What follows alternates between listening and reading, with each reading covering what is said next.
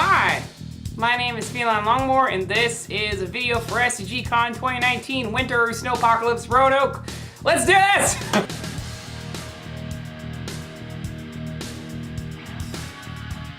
This is the hotel entrance, and they did this last time at the SCG Con in the summer. And they had a nice setup, and you had some available snacks for people who were there for the con. I don't know how they would determine if everyone in the hotel is there for the con, so maybe if you weren't there for the con and you see this video and you got some snacks, then I guess you're welcome. In either case, they had a nice setup. It was all 5 colors represented with both a form of liquid and a form of solid that was essentially sugar and candy. And I have to admit, for the liquid I went with the red punch, and for the solid I went with the white, because white chocolate is awesome. For those of you who are staying at this hotel, you'll remember this. For those of you who are staying at other hotels, they did this drawing for people staying there. You can put your name and your room number, and you could win a Promo Noble Hierarch. I did not win the Promo Noble Hierarch, or I'd show it to you right now, but you had a chance to win that. And this is a pizza that my friend ordered. And the story behind this is they said drown it in sauce, and they did. It's the craziest pizza that I have ever seen. I tried to bite it, I did not finish it. This is the entry to SCG Con, and they had some gaming setups, including arcades. And if you remember arcades from back in the 80s and early 90s that were very popular, they had a setup there, including Street Fighter. I remember playing the game back in the day. And this is going into the con, and they had seating, and there was I would say there was somewhere around 1,000 between seating and people available and people playing and stores and judges and people running the event and people there. You know, the number of people is probably around 1,000. And Starcity Cafe, I learned that because when I first went there at the SCG Con in summer, I thought that was named after the business, or it was coincided or something, or they did it just for the event. But no, that's actually, the Starcity Games is named because in the Roanoke Valley Roanoke's known as the Star City, and I didn't know that, and I learned that last time. I thought that was neat. This is the setup that they had for the feature match area, and it was just four matches instead of the 6 per usual.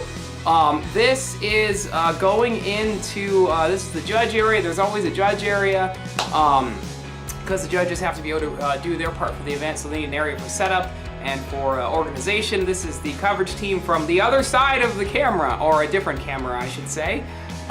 This is command zone area here on the left, and I actually asked them if I could go in, or if it was command zone players only, and you have to buy into the command zone. And then you can play Commander all weekend, and Command players, obviously there's demand for Command players. They got their own special section, and there was some perks and some goodies you got for buying into the Command Zone. I don't remember what they were.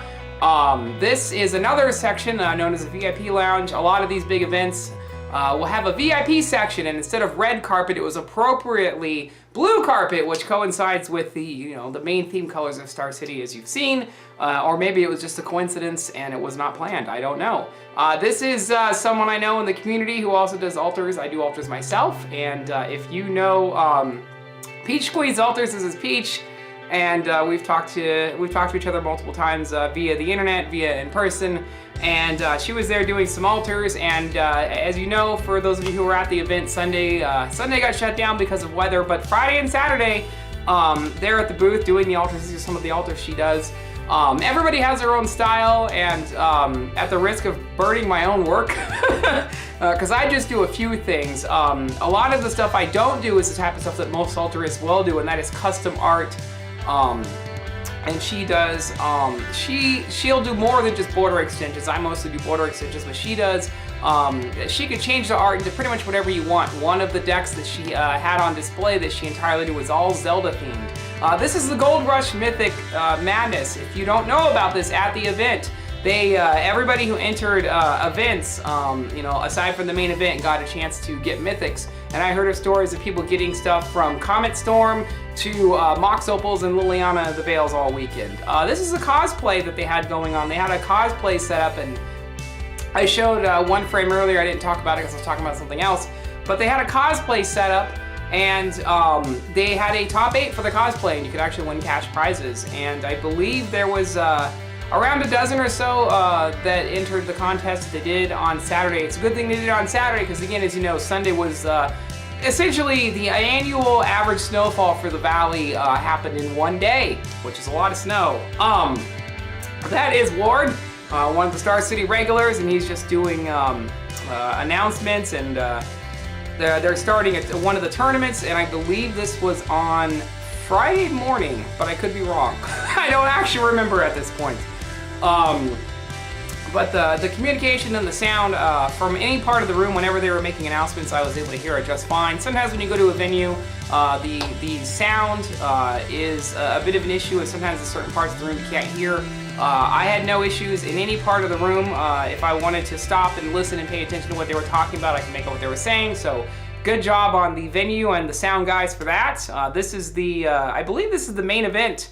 And there was like between 400 and 450 people for the Invitational main event. And as you know, if you don't know, most main events are, you have to pay to enter. But Invitationals and Pro Tours are based on invites, and you don't actually have to pay to enter those, other than, you know, traveling and whatnot, staying at a hotel, but there's no actual entry fee. So if you qualify, you just go in and you just get a chance to win an additional prizes in addition to whatever it took for you to get to that point.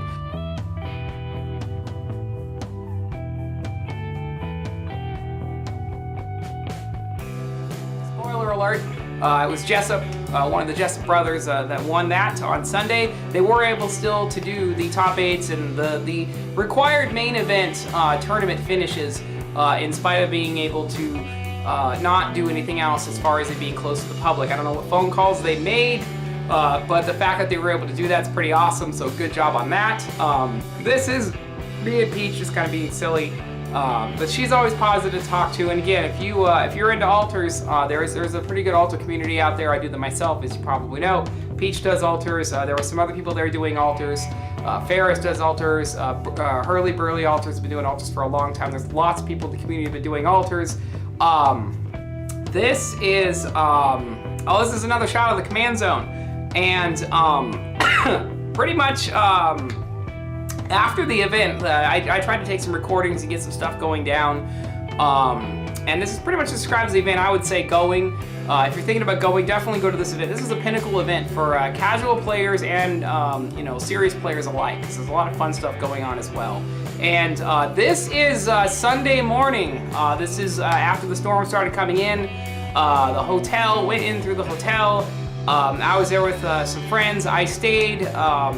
I don't remember what the hotel was called, but I don't sleep at night, and so I was staying up late, 2, 3, 4 in the morning at some points, talking to different people in the Magic community who were in the lobby. Other people were staying up late, and it was just kind of chill. But that morning, there was quite a bit of snow, and where I'm from, this kind of snow is a bit more normal, but down there, it's not as common to get this snow. It happens every once in a while, and that's just sort of what happened. And luckily, being that we were from, you know, North Ohio, our driver had a brush available already in the vehicle, so we got lucky, but some people got stuck down there. We were able to leave through Sunday, and we probably should not have left until Monday afternoon or Monday evening.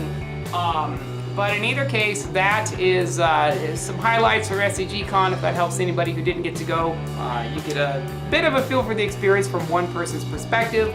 Mostly, I don't compete anymore. For those of you who know, I competed for a little bit, but I don't compete at the level that I did. Now I just kind of go and it's a little more casual and it's a little more chill and relaxing, so I'm more of a casual player at this point, I guess you could say. And I'm floor trading. I always have altars on me. People like to see altars. There's a demand for it, so I keep doing that. But I go to the events, and this was a special event. Decided to bring the camera along and record some stuff. I just want to say a special thank you to pretty much everybody involved. I mean, what it takes for this to happen is people, and you know, from SCG to the people playing in the tournament, to the casuals, to the security guards, and people who have stores and are selling food. You know, it all takes everyone to make it happen, and I would say it's definitely a worthy experience. Obviously, Star City has been around for a long time, and the fact that the reputation allows them to host a special event in their home city and get people to go to a place like Roanoke, which is, you know, a bit out of the way compared to the usual places of, you know, going to Dallas, Texas, and, you know, Jersey outside of New York, and Philly, and different areas like that in the Midwest, and East Coast and, you know, going on down through, you know, all the way to the West Coast when they can get out there, or when any events are really held out there. I know they did Vegas earlier. Long story short, I enjoyed the event, and if you didn't get to go, maybe this will give you a perspective. I definitely recommend going whether you're a casual player, serious player, or you just want to see what's going on.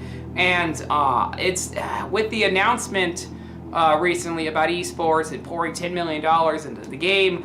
Magic, if you're in Magic right now, it's a really good time to be in the game, because that means that if they're going to put that many resources and that much effort and that much time into the game, then I don't, unless something crazy happens, I see things going in a direction where if you're in Magic right now, it's just going to become quantified. If you're a business in Magic, this is a good time to be in because the marketing is only going to go up because more people are going to get involved. And if you're a player at Magic, then you're ahead of the game because you're going to have new people come in and people got to learn from scratch, and you already know. So whenever you get paired against somebody who's newer, you know, it's not denied that, you know, you have a statistical advantage because you've been playing the game for so long. So I think everything's going in the right direction. I like where it's going.